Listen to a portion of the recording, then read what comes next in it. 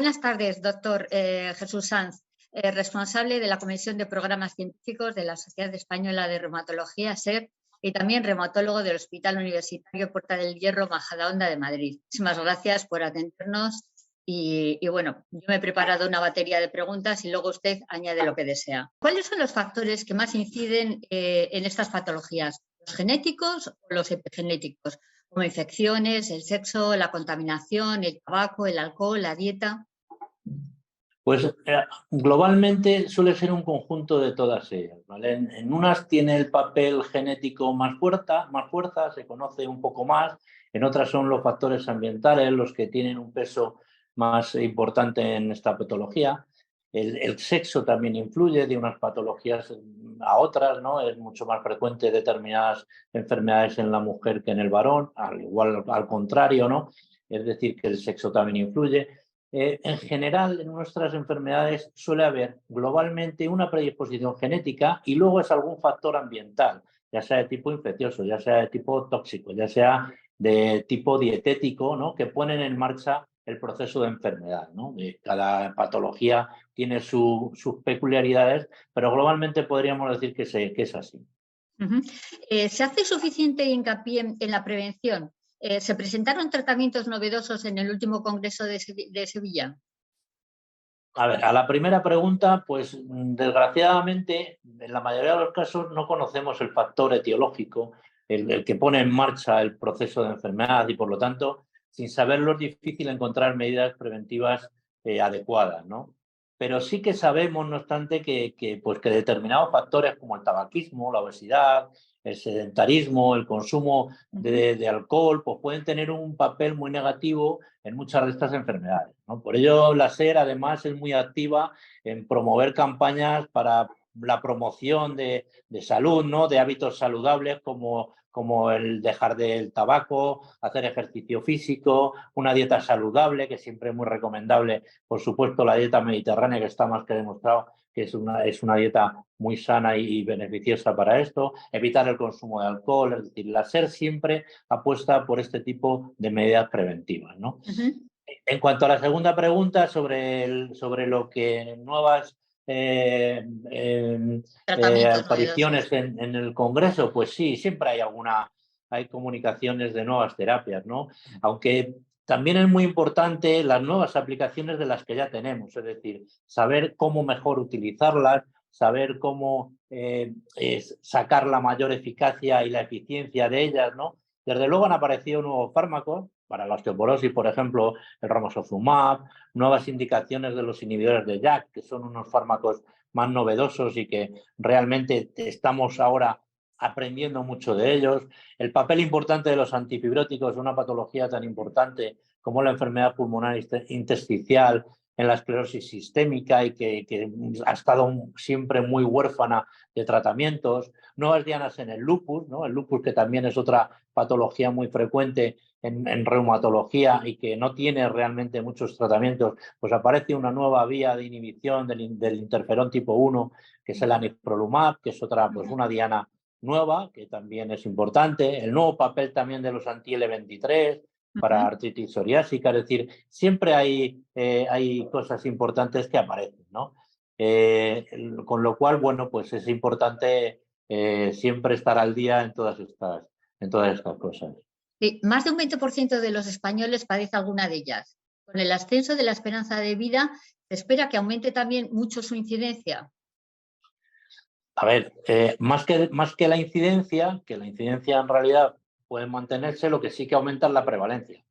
Claramente, al aumentar la esperanza de vida, pues aumenta el número de enfermos con nuestras patologías. Es decir, que la esperanza de vida de nuestros pacientes llegan y se quedan, realmente no se curan, desgraciadamente todavía. Entonces, si conseguimos que muchos de ellos la esperanza de vida se iguale con la de la población general, lo que ocurre es que aumenta el número global de enfermos con estas patologías, ¿no? Que además, con la edad, obviamente, van aumentando las comorbilidades, ¿no? Y eso hay que tenerlo muy en cuenta. Y teniendo en cuenta lo anterior, se prevé un notable aumento de pacientes. ¿Se tienen hoy en día suficientes reumatólogos o han cuantificado cuántos necesitarían más? Pues en este momento ya estamos en un momento crítico, ¿no? Y que hay que tener mucho cuidado con lo que nos viene, ¿no? Aunque sigue habiendo muchas diferencias de unas comunidades a otras, globalmente en España estamos en torno a una cifra de 2,1 por 100.000 habitantes, 2,1 reumatólogo por 100.000 habitantes. Esta cifra, pues lo ideal sería que estuviera más cercana a 3, ¿no? Como aconseja la OMS. Además, se prevé que en los próximos 15 años se va a necesitar aumentar alrededor de un 40% el número de reumatólogos para hacer frente a todas estas necesidades, como vamos comentando, que son crecientes, ¿no? Ya. Mayores, más edad, más crónicos, más pluripatológicos. ¿Es muy alta la comorbilidad de la artrosis con otras patologías? ¿Complica esto mucho más la atención? Bueno, en realidad la artrosis, que podríamos encuadrarla fundamentalmente en lo que es el proceso de envejecimiento, ¿no? La gente mayor pues se va dañando el cartílago, es una patología desde luego muy común en la edad ya de mayores, pero realmente lo preocupante es las enfermedades inflamatorias, las enfermedades autoinmunes sistémicas que empiezan a una edad joven, ¿no? Muchas de ellas en la tercera, cuarta década de la vida, ¿no? También las hay formas juveniles, más de niños, vaya, pero el grueso de esta patología empieza entre los 20 y los 40 años en muchos casos, ¿no? Como la esperanza de vida pues cada vez es mayor, como hemos comentado, obviamente el número de comorbilidades aumenta porque estos pacientes necesitan muchas veces de tratamientos pues importantes, ya sean de tratamientos inmunosupresores, de tratamientos biológicos, ¿no? Que conducen también a ciertas comorbilidades. Con el paso de los años, el arrastrar una patología inflamatoria te va a conducir también a añadir comorbilidades propias de estas patologías y además las propias de la edad, con lo cual esto tiene gran repercusión en la calidad de vida y complica bastante el manejo de estos pacientes, ¿no? Claro. En el Congreso también hablaron sobre la necesidad de mejorar la relación entre la atención primaria y la especializada. ¿Cree que serían necesarias unidades comarcales especializadas en reumatología? Pues la SER siempre apuesta por la mejoría de las relaciones con la atención primaria, ¿no? Son un pilar fundamental tanto para la derivación como para el diagnóstico precoz, para el manejo compartido de estos pacientes de alta complejidad. Y por ello es muy importante pues, tener una comunicación fluida con el médico de familia, ¿no? Ya existen lugares en los que el reumatólogo realiza una parte de su actividad asistencial en centros de atención especializada y en centros de atención primaria. Pero desde luego la SER siempre está apostando por mejorar cada vez más esta relación con la atención primaria, porque eso redunda desde luego en una mejoría tanto en el diagnóstico como en el pronóstico de nuestros pacientes. Como casi todas las patologías, el diagnóstico precoz, ya lo ha comentado usted también, es de suma importancia. Entonces, ¿qué proponen desde la SER para que este diagnóstico precoz se incremente? ¿Más estudios básicos, clínicos, más reumatólogos, más concienciación ciudadana? Hombre, son muchos los factores que están implicados en el diagnóstico precoz, ¿no? Desde luego, la información y la formación son muy importantes. Cuanto más formación tenemos los médicos, más técnicas para hacer los diagnósticos, pues es más importante llegar a un buen fin, ¿no? Es importante la fluidez y la comunicación con la atención primaria para facilitar la accesibilidad al especialista, ¿no? Y desde luego es muy importante que haya un número suficiente de especialistas para atender a esa demanda creciente, ¿no? Que ocurre y que luego no sería posible si no se incrementa el número de reumatólogos para esto, ¿no? Doctor, ¿hacia dónde se camina la reumatología? ¿Hacia dónde se encamina la reumatología? Hombre, la reumatología se encamina sobre todo a tener cada vez unos diagnósticos más precoces que nos permitan un día hacer un tratamiento a la carta, es decir, tenemos ahora mismo muchos tratamientos, pero son tratamientos, digamos, globalmente para unas patologías. Lo que cada vez va avanzando más es qué tipo de paciente se va a beneficiar de una terapia concreta. Es decir, ahora mismo conseguimos meter en remisión, es decir, estar prácticamente libres de síntomas de la enfermedad a un porcentaje muy alto de pacientes.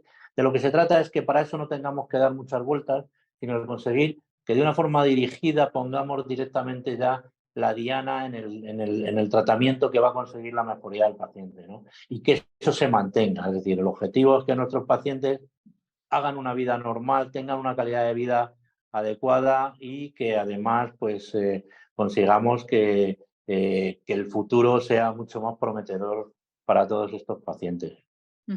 Y por último, le preguntaría, ¿qué novedades destacaría del recientemente Congreso de la SER celebrado en Sevilla? Pues, a ver, desde mi punto de vista, ¿no? Y que parece que el grado de satisfacción ha sido muy alto, pues el Congreso ha tenido un programa pues muy equilibrado, ¿no?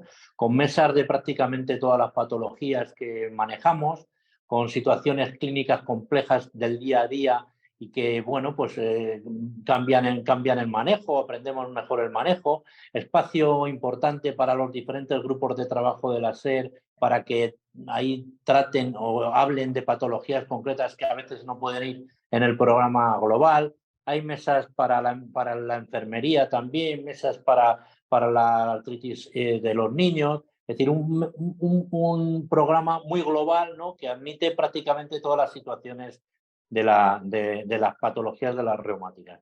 Además de eso, yo creo que hemos apostado mucho por la innovación, ¿no? La innovación, y creo que la gente en general ha salido muy contenta. Hemos introducido formas de aprendizaje desde la gamificación, ¿no? Que yo creo que hay que ir con los tiempos modernos y que son importantes. Se aprende también, uno aprende divirtiéndose y no estar constantemente a lo mejor en charlas magistrales que a veces cansan un poco. Es decir, hay que buscar modalidades diferentes para llegar a toda la población, y yo creo que en este congreso hemos introducido varias mejoras, ¿no? Que creo que así el socio nos lo hará saber, y bueno, espero que haya sido un éxito y que la gente pues haya salido encantada con el congreso, ¿no? Pues muchísimas gracias, doctor. ¿Quiere añadir algo que no le hayamos preguntado? Pues nada más, que solo que sepamos que la reumatología está ahí, ¿no? Que cada vez se tiene que conocer más, que es muy importante saber que tenemos que la reumatología es una de las causas, nuestras enfermedades reumáticas de incapacidad más importantes que existen, que es un motivo de consulta en atención primaria de los más frecuentes que existen, que hacen falta reumatólogos y que para eso ya estuvieron nuestra presidenta y vicepresidenta hace poco tiempo en la Comisión de Sanidad y Consumo del Congreso de los Diputados, y manifestaron algunas de las claves para esto, ¿no? Que hay que formar más reumatólogos, que hay que acreditar más plazas docentes, ¿no? Que actualmente en España hay 86 plazas de especialistas de reumatología y que no todas se cubren, ¿no? Que hay que ver que realmente estas plazas acreditadas está basada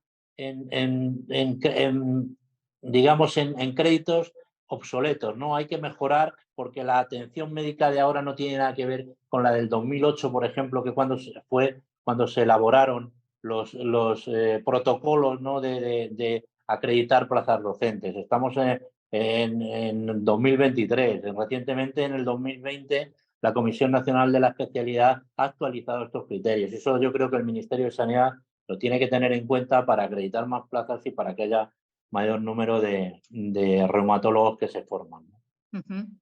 Pues muchísimas gracias, de verdad, y muchísima suerte, y que consigan todas las necesidades que precisan para la especialidad. Hasta la próxima. Muchas gracias a ustedes por el interés y muy agradecido.